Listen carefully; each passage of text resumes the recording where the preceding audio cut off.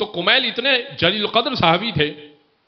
कुमैल एक दिन मस्जिद कूफा के बाहर मौला के साथ चल रहे थे और एक रात का एक पहर था, आखिरी पहर था, फजर के करीब मौला के साथ चहलकदमी कर रहे हैं अपने आका के साथ, और एक खूबसूरत तिलावत कुरान की आवाज सुनाई दी।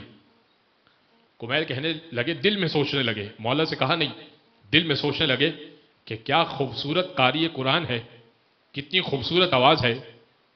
वो इमाम ही क्या जो दिल को ना पढ़ ले। इमाम ने कहा कि कुमैल, मगर ये कि जो तुम सोच रहे हो ये जहन्नुमी है, इसकी खूबसूरत आवाज और खूबसूरत लहन पे ना जाना, इसके ठीक तरीके से कुरान पढ़ने पे ना जाना, ये जहन्नुमी है। मौला ने कह दिया ठीक है। मैं और आप होते तो पूछते क्यों मौला, कैसे मौला। कुमैल ने कहा, मौला ने कहा, कुमैल खामोश हो गए। जंगे सिफीन के बाद जंगे नहरवान हुई।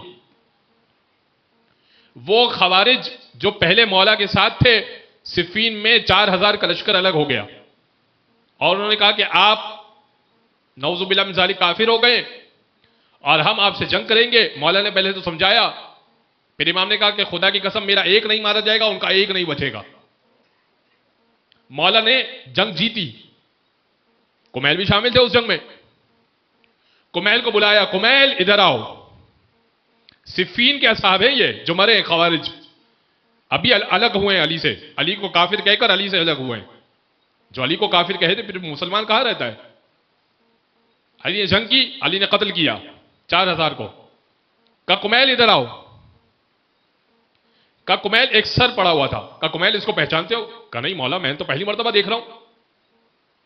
अभी मौला की तलवार से खून टपक रहा है और जमीन पर एक सर पड़ा हुआ है।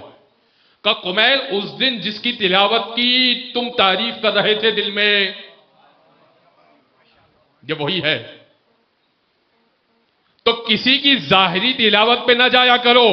अगर दिल में अली का बुग़्ज़ है तो हशर यही होगा।